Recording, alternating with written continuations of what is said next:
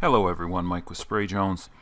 I'm going to go over the number one reason people get cheated on spray foam installation jobs. I've seen failures on homes, on commercial buildings, where the spray foam was not installed well. The product was wrong, it was installed wrong, and sort of deconstructing what exactly happened. I've been able to compile a little bit of understanding as to how people get into these situations. And it really boils down to the experience of the installer.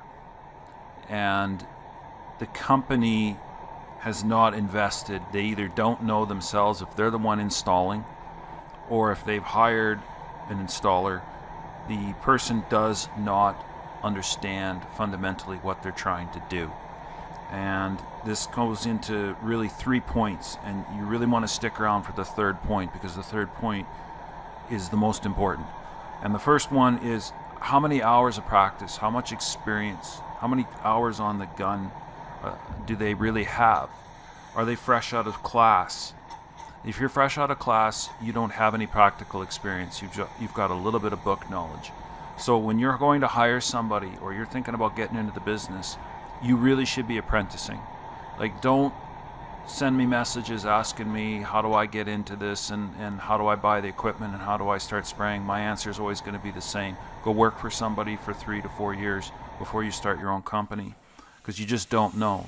You would do that if you were welding, electrical, plumbing, machinist. You would always apprentice, and in the spray foam industry is absolutely no different. You don't know yet what you don't know, and you can find this out when you're talking to people. If you're going to go hire somebody, ask them how long their people have been installing, how long have they been working, did you just hire them, did they just come out of school, who's going to be supervising them. These are all really good questions, and you can identify if you're going to be dealing with somebody that has next to no previous knowledge and experience, or very limited experience. The second issue that I find people that have caused problems are they have very limited coaching. So they don't have that direct oversight from a veteran, but they're not working to improve their skills. So they don't understand building concepts and designs, and where things need to go and where things need to avoid. They have a very rudimentary and basic understanding, and when they cause a problem, when they cause messes, they don't learn from it, they don't change their ways, they don't improve, they don't listen to what people are saying, so they just keep repeating the same mistakes over and over and over again all the time. I've even had people that have worked for me, we've let them go, 3-4 months into it, they're still creating or making the same problem that they were 2 months ago when you've already addressed it and talked to them. And those are just people that need to go find a different line of work, and they need to move on, because they're going to create a ticking time bomb. In fact, we had a guy that we let go and went to work for a competitor, and then we started hearing that our competitor was having issues on job sites, and it's like, well, that makes sense. Somebody that we let go is over there now, and we saw what their workmanship was like when they were with us, and we let them go. So unsupervised, nobody reeling them in, they're just going to continue to create these problems. So feedback is important. And then here's your most third and important point, is the environment with spray foam is always changing. And most people never equate cause and effect. So one morning it's warm, one day it's cool, one day it's rainy, one day you're working overhead, one day you're working in limited light conditions, or whatever. The situations are always changing on the job sites. Where your rig is positioned, how your gun is spraying, what kind of a day you had, what kind of a mood that you're in.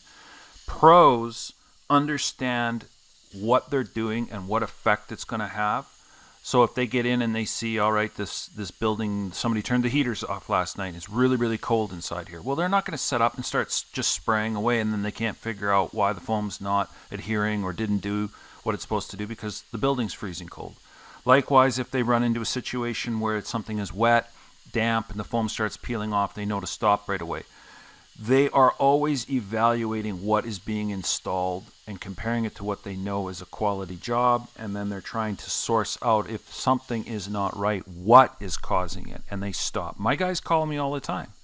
We're not perfect. They call me and they say, Mike, we're having this, we're having that. What do you think this is? And then it's an opportunity for learning. It's an opportunity to get them to understand something so the next time they encounter it, they know exactly what to do. And I've always said this to my staff and to anybody that I've coached. I want you to know why it's doing what it's doing. I want you to know why we have to do this. I don't just want you to follow a set of orders and you be a robot and you just have to obey. Because when you learn why, you can change when the circumstances require it, because you understand what the end goal is. So not knowing cause and effect in the spray foam industry is the number one reason that an inexperienced installer is going to give you foam that delaminates, is off ratio, isn't thick enough, is too thick, is going to thermally crack, is going to melt something, he's going to damage something, he's going to light something on fire. I'm not trying to create fear here. I'm trying to say this is where this road goes. Spraying too thick too quick. Bringing the density too low by spraying too thick too quick. Having the foam crack, having the foam exceed its limitations in the physical parameters. See, when people come to me and they say, listen, the foam does this, the foam does that, I will answer you all the time. If you are citing a specific failure, there's a specific solution to fix it and why it went wrong. It's not some mysterious moving target. It can be solved, and that's what this channel is about, educating you as to what can and go wrong, but what can go right if you get the right people in the right situation. So, number one reason people get cheated, they're dealing with somebody that's inexperienced and they are not getting the amount of practice, feedback, and coaching, and they don't know how to change and improve things when the environmental systems change. They don't understand cause and effect.